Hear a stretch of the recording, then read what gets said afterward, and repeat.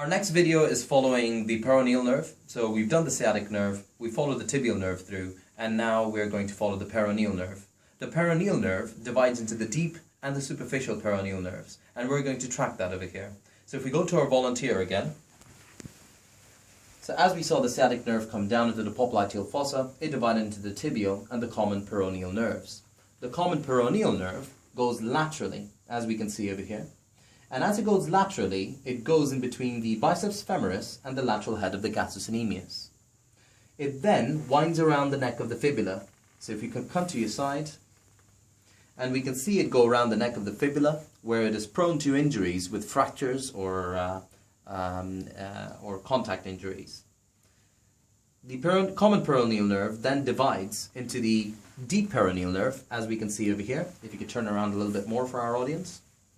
So the deep peroneal nerve, which is depicted by black over here, goes into the anterior compartment of the leg, which, as we discussed earlier, was lateral to the tibial crest. The deep peroneal nerve descends down and supplies the motor innervation to the anterior compartment.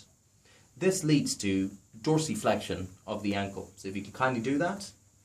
And with him contracting his anterior compartment, we can feel the contraction. Thank you very much. The deep peroneal nerve then accompanies the dorsalis pedis artery as it goes just lateral to the first metatarsal. And the deep peroneal nerve then ends in giving its sensory branch to the first web space, as depicted on this foot. So that's the deep peroneal nerve done. If we track back to the common peroneal as it divides, we can then see the superficial peroneal nerve. The superficial peroneal nerve goes into the lateral compartment of the leg.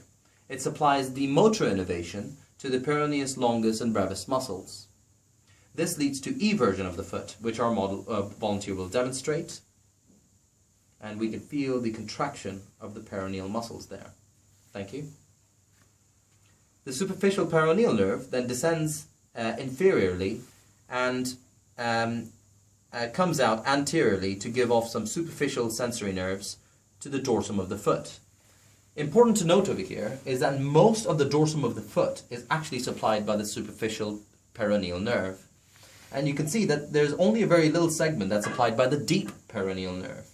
So the superficial peroneal nerve is by far one of the most dominant sensory supplies to the foot. Thank you very much for listening.